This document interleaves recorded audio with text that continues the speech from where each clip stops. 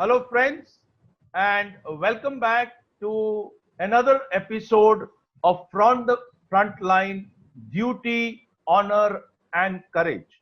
As you know, that these stories are from the frontline warriors, and our frontline warrior today is Colonel Badal Verma. Colonel Badal Verma is an alumnus of the National Defense Academy. He was commissioned in the 5th Battalion of the Gorkha Rifles, one of the most decorated battalions of the Indian Army. He is a battle casualty and has served in most of the operational areas has spent 10 years in the Northeast. He has vast experience of counter-insurgency and anti-militancy operations. Colonel Verma has served 26 years before opting for PMR in 2005. Post-retirement, he managed 19 CSD canteens in Haryana and Rajasthan as Assistant Director of the Command Canteen Cell. Also, he served as manager of the largest CSD canteen of Rajasthan before taking over as the CAO of the then largest private healthcare provider in the state of Rajasthan. Having served in that position for 8 years, and then he hung up his boots.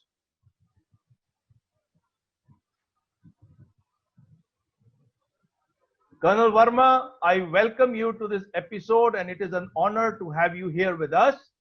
And I hand over now to you to share about the incident that happened with you when you were in the Northeast. Thank you, Ashwini.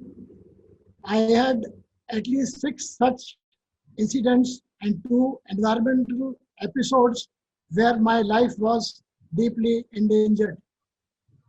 Three or four of them were such that I had to really fight very hard to stay alive. As you'd be aware, Field Marshal Sam Manekshaw has said that if a man says he is not afraid of dying, he's either lying or he's a Gurkha. I was blessed by Ma Durga to live the experience of this truth with Lance Nayak Harka Bahadur of my unit.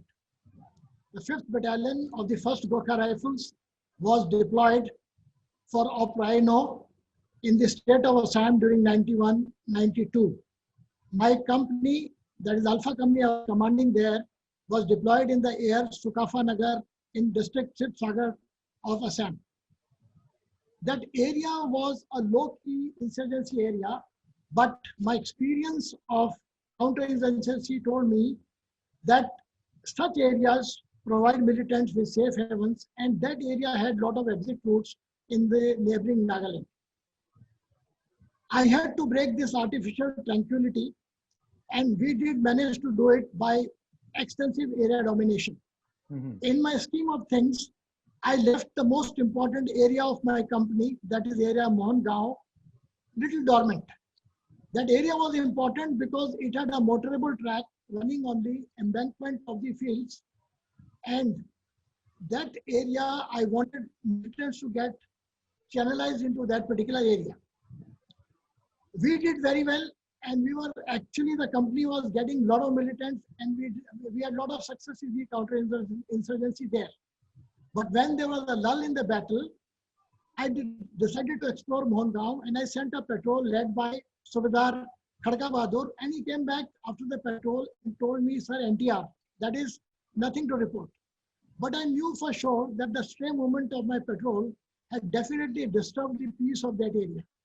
So after about a week, I decided to exploit that achievement of this patrol, and I decided to lead a patrol, and I selected about 2-3 boys in civil dress, and we took a civil ambassador car and decided to go to Mohangaon. As we were leaving, the string holding my uniforms in my hut broke and all my uniforms fell down. That was a bad omen in Nepali beliefs. So my buddy, last night, Dev Bahadur Pon, he ran after us to stop us. By the time we were already moving, and we did not see him, the poor thing ran very, very fast, but we didn't see him. We reached Mohangaon, And at a point of time on that embankment, our car got heated up and we had to stop. So I was standing on the embankment with Sudar Manira Thapa, and the soldiers had gone down to fetch water to put it in the radiator. At that time, we saw a motorcycle and two young men, strongly built, very fair, and dressed immaculate. They came and we stopped them. Their outfit was not gelling with the environment, and that was the first sign of danger, which somehow we missed. But when I casually started frisking him and put my hand in his pocket, I got hold of a dictaphone and I knew for sure that we were in trouble and I decided to act. The aim was to push him down the embankment onto the field and overpower him. This man, as we later know, was Tulang Gagoi, and he was the self-styled area commander also. He was a very, very hardcore militant and he was highly indoctrinated, and he decided to attack us. Now he knew for sure that he will die if he attacks us, but he still decided because the initiative was his right. So he whipped out a pistol, and as he did that, Subhadar Mandra Thapa shouted, "Saab pistol raisa." And that means he has a pistol. And he held him back very tightly, but his elbows remained free. And I wasted one more second here because I couldn't locate the coffee brown pistol in his palm, which was gelling very well there. And he fired. When he fired, I got the bullet in the solar plexus and I felt hot blood oozing out. But actually, it was gush of a lot of blood that came out. I jumped and held his pistol. And I was trying to snatch his pistol, and the fire became and the fight became primitive. We were using our hands, elbows, legs, teeth, nails, everything. But then he fired another bullet, which got deflected in the air. The third bullet that he fired got to the upper torso of our interpreter, who was a soldier from the Assam regiment. Fortunately, it burnt him there, but the bullet didn't enter him. At the time, last night, Kharka Bahadur decided that he should come into the picture, and he came up. When he was coming up, the militant fired the fourth bullet, which I got above my heart on the left side of my chest, near my left armpit. I didn't even notice that bullet, but it had to be taken out later in the surgery that was done later. Kharka Bahadur came up and he stood between me and my death. And he punched that man and knocked him down, but not before the fifth bullet that was meant for me was found in the chest of Kharka Bahadur. Ashwini, I want to tell you, that day Kharka Bahadur did not only save my life, but he saved something more precious. And that was my reputation of me and my memory of me that day. In the end, that man was lying unconscious on the ground when Surya Bahadur, the another boy who walked up and put the carbine on his ribs and said, "Saab Handum, that means should I kill him?" And I was in a zone of soldiering where unknowingly I said no. Normally the teaching of the army is that if a militant is with the weapon, we are supposed to retaliate. But somehow it happened, he was destined to live, and I said no to him. That's all. I thought I'll not be able to speak much about it because it's quite lengthy thereafter. No, just listening to this incident, I was just trying to imagine how fast all this must have happened. And therefore, one question comes to me. What was going through your mind at that time from moment this action started and the militant, decided to take action and you had to respond to him? What was going through your mind at that time? Ashwini, the counter-insurgency battles are great.